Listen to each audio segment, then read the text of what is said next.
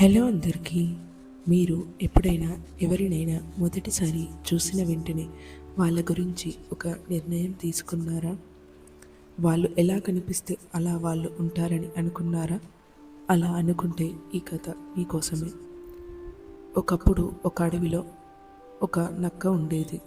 ఒకరోజు ఆ నక్కకి చాలా ఆకలి వేసింది. అడవిలో ఏమీ దొరకక ఆహారం కోసం గ్రామానికి వెళ్ళింది. ఒక తోటలో తీయగా మెరిసే ద్రాక్షలు కనిపించాయి. వావ్, ఇవి ఎంత బాగున్నాయో అని ఆనందంగా తింది. కానీ దిగుతూ జాగ్రత్తగా చూసుకోకుండా ఒక పెద్ద నీలం రంగు డబ్బాలో జారిపోయింది. నక్క బయటకు వచ్చింది, కానీ ఆ నక్క మొత్తం నీలం రంగులోకి మారిపోయింది. ఎంతగా శుభ్రం చేసుకున్న రంగు మాత్రం పోలేదు. బాధగా అడవికి తిరిగి వెళ్ళింది. అక్కడ కోతి ఆ నక్కను చూసి ఒక్కసారిగా వణికిపోయింది. అయ్యో అయ్యో, దయ్యం వచ్చింది, భూతం వచ్చింది, అందరూ పాడిపోండి అని అరిచింది. ఆ మాట విన్న వెంటనే జంతువులన్నీ భయంతో దాక్కున్నాయి. ఎవరూ దగ్గరికి రాలేదు.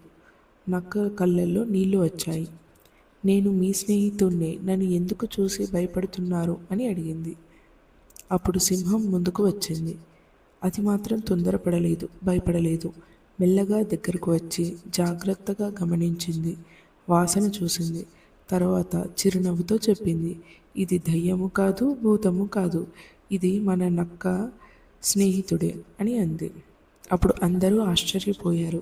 తమ తప్పు తెలుసుకొని సిగ్గుపడ్డారు. ఆ రోజు అడవిలో జంతువులందరికీ ఒక గొప్ప పాఠం తెలిసింది. ఎవరినైనా చూసిన వెంటనే తీర్పు చెప్పకూడదు. వాళ్ళు ఎలా కనిపిస్తారో కాదు, వాళ్ళు ఎలా ఉంటారో తెలుసుకోవాలి. రంగు మారినా మనసు మాత్రం మారదు కదా. అదే నిజమైన తెలివి, అదే నిజమైన మంచి హృదయం. ఈ కథ మీకు నచ్చినట్లయితే ప్లీజ్ లైక్ చేయండి, షేర్ చేయండి, ఇంకా మా ఛానల్ని సబ్స్క్రైబ్ చేసుకోవడం మర్చిపోకండి.